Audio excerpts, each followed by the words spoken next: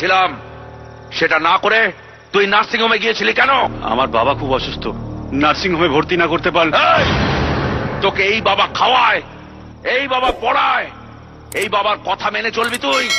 যদি তুই নার্সিং হোমে না নিয়ে গিয়ে তুফানকে মেরে আসতিস তাহলে তুই যা বলতিস তাই করে দিতাম।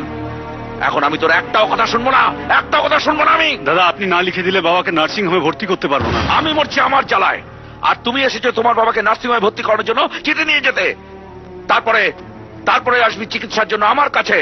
একটা কাজের নাম নেই, এটা দাও ওটা দাও। কোন কাজে তুই আসিস আমার? হ্যাঁ, তোরা উঠিস নেরিকুত্তার জাত, খালি ঘেউ ঘেউ করিস আর মার খাস। শোন, তোর বাবা মরলো কি বাঁচলো তাতে আমার কিছু যায় আসে না। মরে গেলে আসিস, শ্মশানে পোড়ানোর জন্য লিখে দেবো, কম খরচায় হয়ে যাবে। ওর জন্য আমি অনেক রক্ত ঝরিয়েছি। আমার বাবার নামে যদি একটা উল্টো পাল্টা কথা বলেছিস